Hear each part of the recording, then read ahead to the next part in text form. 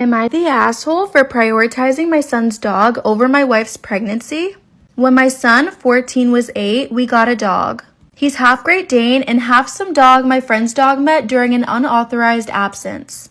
My son loves this dog and does everything to care for him and is a very responsible dog owner. The dog is pretty much his best friend. My wife is 12 weeks pregnant, and ever since we confirmed the pregnancy, she's been acting really weird against the dog. She avoids him, puts her hand over her stomach when he's around, and jolts whenever he makes noises. Today she told me she wants to rehome the dog, and I asked what she was talking about. She said she's been having anxiety that he'll jump. Come in. Am I the asshole for prioritizing my son's dog over my wife's pregnancy? She said there's no way to know for sure that the dog won't jump on her, and if he does, our baby could be hurt. This dog has never even so much as growled at her.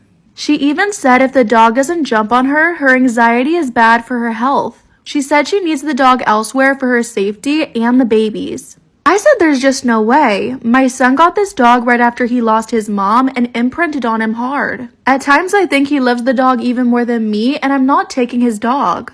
My wife said I'm prioritizing the dog over her pregnancy, but he's not a threat to her pregnancy. I just think it's a really unreasonable request. Am I wrong?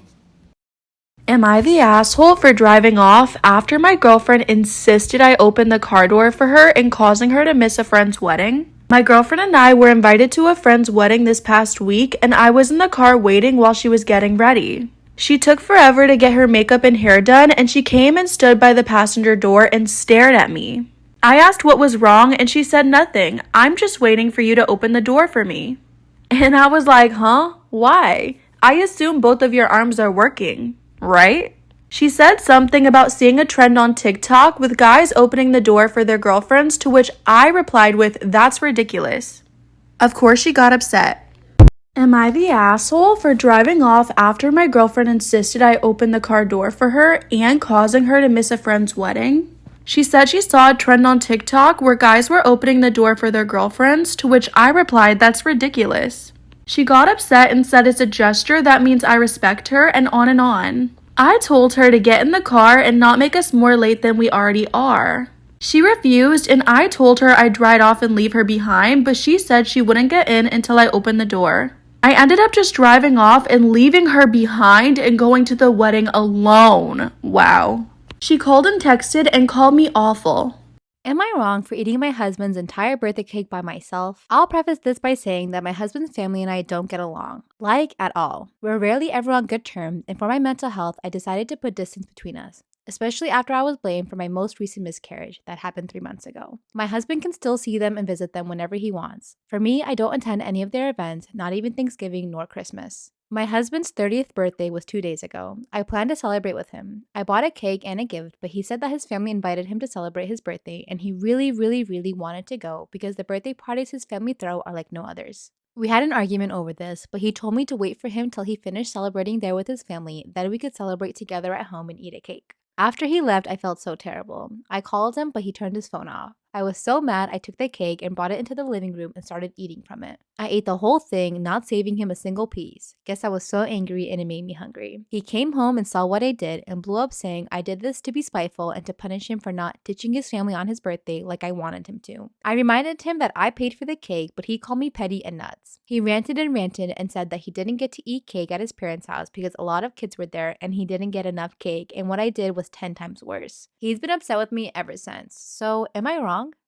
Last September, my ex-wife and I filed for divorce. We were separated. One of my best friends says I should try dating. She's never let me astray, so I say fuck it, why not? First girl I match with on Unhinged seems nice. We talk for a few days since I'm on a business trip and plan to go out when I get back. She's a therapist. Works with neurodivergent kids. We chat a bit and all's good. We go on our first date after work on a Tuesday. I pick her up at her place. Go to my favorite pizza joint in the area. Starts a bit awkward as first dates do. Then she tells me, I, the girl, can't wait to tell you I'm pregnant. Okay. Weird. Maybe the nerves. Understand that we had no booze at this point. I think she's just nervous. Great. A few minutes later, she's telling me about her parents who live near the Wisconsin-Minnesota border, and we're in the Chicagoland area. These parents show up and sit down with us. Yet they lived in the Great White North. So I'm against the wall of a booth with her dad sitting next to me. She's across from me. Her mom next to her. Shit. Okay. Guess I'm paying for their meal too. Double date. Great. Mom and dad tell me that they've heard a lot about me, yada yada. How much could they know? They talk about what it's like working for a vocational school. So I start freaking out as if only said that I'm a school admin, nothing more, not where I work. I say it's great, but I'm looking to go back to middle school or elementary next year. Dad says he can't wait to have a son-in-law like me. Mom says she can't wait to have me marry into the family. Awkward. They were drinking, so I give him a pass. The awkward evening continues. We start leaving and I picked up this chick, so I've got to drop her off. Grandma raised a gentleman, you know? Figured I'd do that and dip. Nope.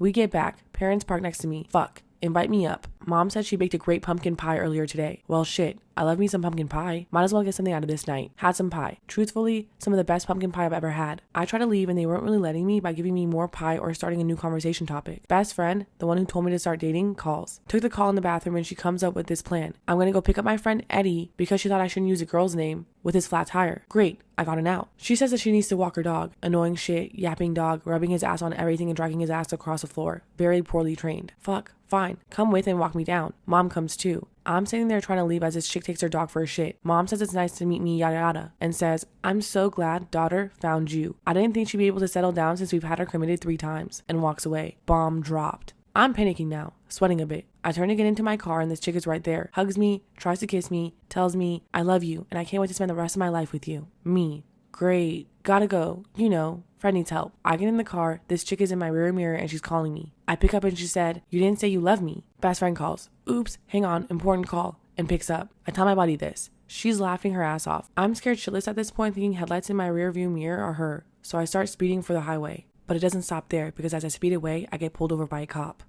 Part 2, I mess up by going on a date with a therapist. So after this girl tells me that she loves me after the first date, I'm speeding away. Get pulled over. Cop asks why. I tell him everything. Takes a good 5 to 6 minutes to get him to understand. He noticed I have Wisconsin plates. All he says is, bro, and gives me great advice. Never put your dick in crazy. Thanks, bro chacho. Cop feels sorry for me and escorts me to the highway. Great. Freedom. The chick texts me and I try to ghost her. Now, I left out an important detail. I went on a school night wearing spirit wear with my school logo. Once you know the name, it's not hard to find out as I'm the only type of school like this in my county. I go to my boss the next day and tell him. Says I'm a freaking idiot for wearing my work shirt. Laughs his ass off about the whole situation. Asks if I blocked her. Shit. That's a good idea. So I do it. Tells me I'm an effing idiot for not thinking this through. She figured out where I work and starts calling my desk, asking when we're going out again. Leaves a message saying that she wants to be engaged by the time she's 30, which is weeks away, literally the next month, since we went over birthdays. At this point, I'm freaking out. I have an SRO, school resource officer, in my building. I tell him what happened, gave her name. He told me that he'd take care of it if she came by, but also told me to move my car to the back. Gated and can't see. Dudes is saying it was a great idea. So the chick shows up asking to see me. Security tells her that I don't work there.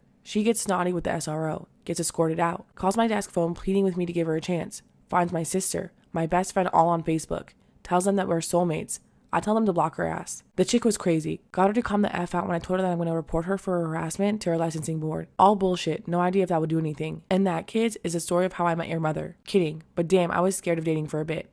I'm 33 and my fiance 29 are getting married in August. We happen to share the same birthday, and our wedding is on the day after. My maid of honor, B, 25 female, also has the same birthday as us. So for the day before the wedding, I had suggested to Bex that she join us, mine and my fiance's family, for lunch and then help me to prepare for my wedding day. I also asked that she share the hotel room with me the night before so that she can be there for me the moment I wake up, to support and calm me. She agreed to stay in the hotel with me, but was a bit vague about agreeing to lunch, as she said she didn't know if she would have plans. This was a few weeks ago. Skip to today and Bex's husband Lee messages me to say that he's organized a romantic day out for Bex's birthday, ending with a concert. He told me that it was going to be a surprise for her, so he was letting me know in advance so that I could plan for her absence the day before the wedding. I'll admit that I became sharp with Lee. I told him it was inconsiderate of him to book something for Bex the day before my wedding when he knew that she had responsibilities. Lee told me I was a crazy bridezilla if I thought that I was going to make Bex do slave labor on her birthday. Bex is really good at organizing and she loves to help. I don't think she'd see it that way. Lee did say that if Bex still wanted to come back to my hotel room after the concert, that he wouldn't stop her, but that I absolutely cannot have her during the day. I went to one of my bridesmaids, Val, 29 female, and she agreed with Lee that I obviously have to let Bex go off and enjoy her birthday. I told Val that I was annoyed that Lee hadn't even asked me if I could spare Bex. He had just told me that she wasn't going to be available. I also said that Lee hadn't even offered me his concert ticket so that Bex, my maid of honor, and I could have a fun evening together the day before my wedding. She told someone what I said, and now I'm getting hateful messages from my other bridesmaids and friends saying I can't behave that way. For everyone asking why I'm relying on Bex so much, it's because my fiance hasn't been much help during the whole process, so I obviously need someone to lean on and talk to about my vision for the day. I also can't afford a wedding planner. All I wanted was to spend the day before my wedding with my maid of honor. Am I really the a-hole here? I bit my boyfriend's member because he wouldn't stop head pushing, but now I feel really guilty. It didn't seem like a big deal at the time, but it's keeping me up. We've known each other for about 6 months and started hooking up in October. The head pushing has never been a problem until a few weeks ago. I don't mind a little, but he gets so aggressive that it hurts. I've communicated with him in more ways than one that I don't like how aggressive he is. I'll stop him when he's doing it just for him to resume not even a minute later. I told him during and outside of it, so I really don't think I could have been any more clear. Earlier today, I was going down on him and he started again. Like usual, I moved his hands off my head. I told him to be gentle. I told him it hurts when he does it all within 5 minutes. He just wouldn't stop. At first, I just bit down a little with my front teeth. That didn't work, so I bit the head with my molars. Not that hard, probably enough to break a baby carrot. He yelled and pushed me off of him and started asking what the hell was wrong with me. I told him that he's the one that can't do one single thing that I've asked him so many times not to do when I'm doing something for him. He kept telling me that it doesn't matter, that you should never do that to anyone, blah blah blah. We bickered for a couple minutes and he eventually left while calling me dirty names on his way out. I honestly wasn't expecting to do it. I'm just so tired of having my boundaries broken. I've been extremely clear and direct when telling him to simply not push my head. I don't understand why that's so hard to comprehend. Is there something that I'm not understanding? Does it make the head better? I just feel like I'm doing this one and only thing for him. I get no pleasure out of it. I don't even like doing it. It just feels so dirty and so disrespectful with the amount of times I had to ask him not to. But I can't help but to feel bad. I'm worried that I might have hurt him more than I intended to. I don't want to call or message him, but I don't even know where he is right now. I don't know if I should have taken a different approach to this because I don't know if our relationship will come back from this with how upset he was when he left. I found out that I was pregnant a month ago. I've been on birth control since I was 15. Same pill. I'm enrolled in school, have a job, and an apartment in a city close to home. I have a cat too. Everything was perfect. 6 weeks ago I missed my period. Waited 10 days, missed my period. This wasn't normal. I originally started the pill because of my irregular period.